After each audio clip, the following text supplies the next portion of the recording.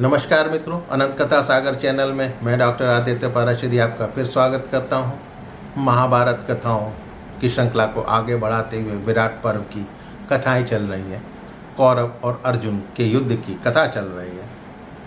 आज की कथा में क्या भीष्म पराजित हुए थे?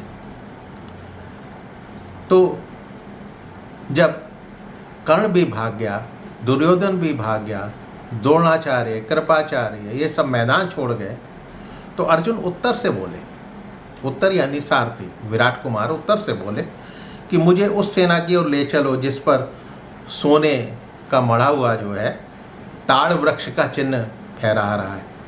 उस रथ पर भीष्म पितामह बैठे हुए हैं। उनका दर्शन देव दर्शन के समान है। यदि वो मुझसे युद्ध की इच्छा लेकर बैठे हुए हैं ऐसा लगता है। ये सुनकर उत्तर ने, जो कि बाणों से अत्यंत घायल हो चुका था, सेना को देखकर कहा, मैं अब युद्ध भूमि में घोड़ों को नहीं संभाल सकूंगा। मेरे प्राण व्याकुल हो रहे हैं, वेदना हो रही है। युद्ध में इतने शूरवीरों का जमघट तो मैंने आज तक कभी देखा ही नहीं। मेरी सुनने की शक्ति तथा स्मरण शक्ति ये भी जवाब दे गई है। आप जो निरंतर गांडीव खींचते रहते हैं उसे देखकर तो मेरी आंखें चौंधिया रही हैं तथा हृदय फटा सा जा रहा है। आपका शरीर पिनाकधारी भगवान शंकर की तरह भयानक लग रहा है।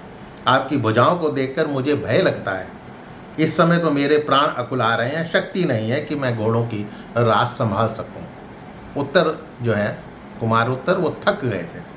अर्जुन बोले, तुम डरो मत, तुमने भी युद्ध में पराक्रम दिखाए हैं। शत्रुओं के संहार के समय तुम्हें शिथिल नहीं होना चाहिए। धैर्य धारण कर रथ पर बैठो और घोड़ों को काबू में करो। मुझे शीघ्र भीष्म के सामने ले चलो। तो जब अर्जुन भीष्म के सामने पहुंचे तो भीष्म ने अर्जुन को रोक दिया। तब अर्जुन ने बाणों से उनकी ध्वजा को जड़ से काट दिया। इतने में ही 4 महाबली दुशासन, विकर्ण, दुसह और विविंशति ने अर्जुन को चारों ओर से घेर लिया।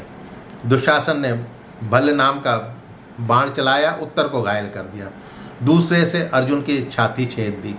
तब अर्जुन ने दुशासन के धनुष को काट दिया और उसकी छाती में 5 बाण मारे तो दुशासन दर्द से छटपटाता हुआ युद्ध भूमि से भाग गया।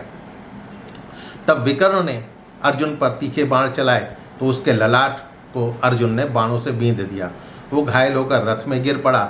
तब दुसह और विवेशंति अर्जुन पर हमला करने लगे तो अर्जुन ने दोनों को एक साथ ही घायल करके उनके दोनों घोड़ों को भी मार गिराया। उनके सेवक जो है दोनों को ही युद्ध भूमि से हटा ले गए। अब तो सभी योद्धा एक साथ संगठित होकर अर्जुन पर आक्रमण करने लगे। तो अर्जुन के बाणों के प्रहार से सारा मैदान मूर्छित और मरे सैनिकों तथा घोड़ों की लाशों से पट चुका था।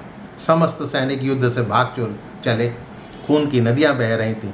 भीष्म अपने पक्ष के योद्धाओं का संहार होते देख अर्जुन की ओर तेजी से दौड़े। तब अर्जुन ने भीष्म की ध्वजा पर 8 बाण मारकर उनके तेजस्वी वानर तथा अग्रभाग में निवास करने वाले भूतों को भी गहरी चोट पहुंचाई। भीष्म का छत्र काट दिया। रथ के घोड़ों, सारथी तथा पीछे बैठने वाले जो पार्श्व रक्षक कहा जाता है उनको घायल कर दिया। तब भीष्म ने दिव्यास्त्रों का प्रयोग करना शुरू कर दिया तो अर्जुन ने उन्हें काटना शुरू किया। दोनों तरफ से भयंकर युद्ध हो रहा था। सभी लोग आश्चर्य से युद्ध को देखकर प्रशंसा करने लगे। तभी अर्जुन ने भीष्म के धनुष को काट दिया तो भीष्म ने दूसरे धनुष पर प्रत्यंचा चढ़ा ली और अर्जुन पर बाणों की वर्षा कर दी। भीष्म की रक्षा करने वाले सभी सैनिक मरे पड़े थे।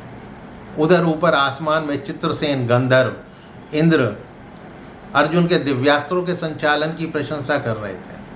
दोनों ने पुष्प वर्षा दोनों ही महारथियों पर करी। तभी अर्जुन ने भीष्म के धनुष को फिर काट दिया और भीष्म की छाती में 10 बाण मारकर चोट पहुंचाई। भीष्म निश्चेष होकर बैठ गए तो सारथी ने उन्हें संग्राम भूमि से अलग कर दिया। भीष्म को युद्ध से जाता देखकर दुर्योधन और विकर्ण एक बार फिर सभी योद्धाओं को लेकर अर्जुन पर चढ़ाए। युद्ध में दुर्योधन गजराज हाथी लेकर आया था। अर्जुन ने उसे घायल कर देने के बाद सभी योद्धा जो है वो भागने लगे तो दुर्योधन भी भागा, फिर भागा। वो बाणों से घायल रक्त की उल्टी करता हुआ भाग रहा था। प्राण बचाता हुआ भाग रहा था। अर्जुन ने फिर ललकारा, दुर्योधन तू पीठ दिखाकर युद्ध से भाग क्यों रहा है? ठीक है, आज तू अपने प्राणों की रक्षा कर ले, मैं पीछे से वार नहीं करूंगा। इस प्रकार अर्जुन द्वारा समस्त कौरव दल की पराजय हो गई। तब अर्जुन ने शंख बजाया, सारे कौरव मूर्छित हो गए। तब उत्तर की बातें याद कर उत्तर ने अर्जुन से कहा कि ये कौरव अभी बेहोश हैं। तब तक द्रोणाचार्य, कृपाचार्य, कर्ण, दुर्योधन, अश्वत्थामा इनके शरीर के सुंदर वस्त्र उतार लो। लगता है भीष्म को होश बना हुआ है, तो उनके घोड़ों को जो है ना बाईं तरफ को छोड़कर जाना। तब तक उत्तर आदेश के अनुसार जो है सभी के वस्त्र उतार कर फिर रथ पर चढ़ाया और घोड़ों को हाँक दिया। अर्जुन को इस प्रकार जाते हुए देखकर भीष्म ने बाण मारकर घायल कर दिया, तो अर्जुन ने उनके घोड़ों को मारकर 10 बाणों से उन्हें फिर और घायल कर दिया और उनके सारथी को बाणों से बींध कर रथों के घेरे से वो बाहर आकर खड़े हो गए।